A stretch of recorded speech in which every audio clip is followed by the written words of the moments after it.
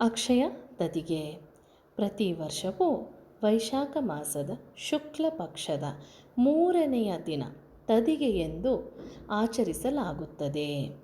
ಈ ದಿನವು ನಾವು ಯಾವುದೇ ಪುಣ್ಯದ ಅಥವಾ ಸೃಜನಶೀಲ ಕೆಲಸವನ್ನು ಮಾಡಿದರೆ ಅದಕ್ಕೆ ತಕ್ಕ ಪ್ರತಿಫಲ ಸಿಗುವುದು ಎಂದು ಶ್ರೀಕೃಷ್ಣನು ಯುಧಿಷ್ಠಿರನಿಗೆ ಹೇಳಿದ್ದಾನೆ.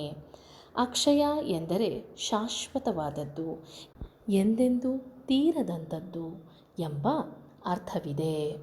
ಅಕ್ಷಯ ತದಿಗೆಯ ಮಹತ್ವಪೂರ್ಣ ಹಿನ್ನೆಲೆಗಳು. ಮೊದಲನೆಯದ್ದು, ಪಾಂಡವರು ವನವಾಸದಲ್ಲಿ ಇದ್ದಾಗ ಒಬ್ಬ ಋಷಿವರ್ಯರು, ನಾನಿಂದು ನಿಮ್ಮ ಮನೆಗೆ ಬಂದು ನನ್ನ ಶಿಷ್ಯ ವೃಂದದೊಂದಿಗೆ ನಿಮ್ಮ ಆತಿಥ್ಯವನ್ನು ಸ್ವೀಕರಿಸಲಿರುವೆ ಎಂದು ಹೇಳುತ್ತಾರೆ. ಆದರೆ ಆ ಸಮಯಕ್ಕೆ ಸರಿಯಾಗಿ ಪಾಂಡವರು ಭೋಜನವನ್ನು ಮುಗಿಸಿರುತ್ತಾರೆ ಹಾಗೂ ಅವರ ಬಳಿ ಋಷಿವರ್ಯರಿಗೆ ನೀಡಲು ಏನೂ ಇರುವುದಿಲ್ಲ. ಈ ಸಮಯದಲ್ಲಿ ದ್ರೌಪದಿಯು ಶ್ರೀಕೃಷ್ಣನನ್ನು ಬೇಡುತ್ತಾಳೆ. ಈ ಕಷ್ಟದಿಂದ ಹೇಗಾದರೂ ನಮ್ಮನ್ನು ಪಾರುಗೊಳಿಸು ಎಂದು ಕೇಳಿಕೊಳ್ಳುತ್ತಾಳೆ. ಆ ಸಮಯಕ್ಕೆ ಸರಿಯಾಗಿ ಶ್ರೀಕೃಷ್ಣನು ಪಾಂಡವರು ಇರುವ ಗುಡಿಸಲ ಬಳಿಗೆ ಬಂದು, ಬಹಳ ಹಸಿವಾಗುತ್ತಿದೆ, ಏನಾರು ಇದ್ದರೆ ತಿನ್ನಲು ಕೊಡು ಎಂದು ಕೇಳುತ್ತಾನೆ. ದ್ರೌಪದಿ ಸುಮ್ಮನೆ ನಿಲ್ಲಲು ಆತನೇ ಪಾತ್ರೆಗಳನ್ನು ತಡಕಾಡುತ್ತಾನೆ.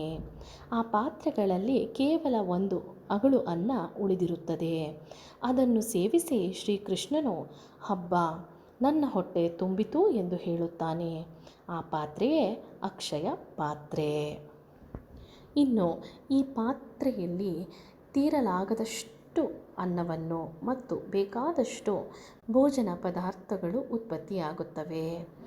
ಇದನ್ನು ಇಟ್ಟುಕೊಂಡು ದ್ರೌಪದಿ ಮತ್ತು ಪಂಚಪಾಂಡವರು ಆ ಋಷಿಗಳ ಮತ್ತು ಆ ಋಷಿಯ ಶಿಷ್ಯವರ್ಗಗಳನ್ನು ಸಂತೈಸುತ್ತಾರೆ. ಹೀಗೆ 10 ಹಲವಾರು ಕಥೆಗಳು, ಹೀಗೆ ಇನ್ನೂ ಸಾಕಷ್ಟು ಉದಾಹರಣೆಗಳಿವೆ. ಹಿಂದೆ ಶ್ರೀಕೃಷ್ಣನಿಗೆ ಸುಧಾಮನು ಅವಲಕ್ಕಿ ಕೊಟ್ಟು ಭೇಟಿಯಾದ ದಿನವಾಗಿದೆ ಹಾಗೂ ಹಿಂದೆ ಪರಶುರಾಮರ ಜನನವಾಗಿದ್ದು, ಕುಬೇರನಿಗೆ ನಿಧಿ ಸಿಕ್ಕಿದ್ದು ಹಿಂದೆ ಎನ್ನುತ್ತಾರೆ. ಗಂಗೆ ಧರೆಗಿಳಿದಿದ್ದು ಹಿಂದೆ. ಗಂಗೋತ್ರಿ, ಬದ್ರಿನಾಥ ದೇವಾಲಯಗಳ ಬಾಗಲನ್ನು ಇಂದು ದರ್ಶನಕ್ಕೆ ತೆರೆಯುತ್ತಾರೆ. ದ್ವಾಪರಯುಗ ಮುಕ್ತಾಯವಾಗಿ ಸತ್ಯಯುಗ ಮತ್ತು ತ್ರೇತಾಯುಗ ಪ್ರಾರಂಭವಾದದ್ದು ಹಿಂದೆ. ವೇದವ್ಯಾಸರು ಮತ್ತು ಶ್ರೀ ಗಣೇಶನು ಮಹಾಭಾರತವನ್ನು ಬರೆಯಲು ಪ್ರಾರಂಭಿಸಿದ್ದು ಹಿಂದೆ. ಆದಿಶಂಕರಾಚಾರ್ಯರು ಕನಕದಾರ ಸ್ತೋತ್ರವನ್ನು ರಚಿಸಿದ್ದು ಹಿಂದೆ. ಕುರುಕ್ಷೇತ್ರ ಯುದ್ಧವು ಕೊನೆಯಾದದ್ದು ಹಿಂದೆ. ಜೈನರ ಮೊದಲ ತೀರ್ಥಂಕರರಾದ ಆದಿನಾಥ ಋಷಭದೇವ ಭಗವಾನರು ತಮ್ಮ 13 ತಿಂಗಳ ಉಪವಾಸವನ್ನು ಮುಕ್ತಾಯಗೊಳಿಸಿದ್ದು ಹಿಂದೆ. ಹೀಗೆ 10 ಹಲವಾರು ಮಹತ್ವಪೂರ್ಣ ಘಟನೆಗಳು ಅಕ್ಷಯ ತದಿಗೆಯೆಂದು ನಡೆದಿದ್ದರಿಂದ ಅಕ್ಷಯ ತದಿಗೆ ಅಷ್ಟು ಮಹತ್ವವಾದದ್ದಾಗಿದೆ. ಧನ್ಯವಾದಗಳು.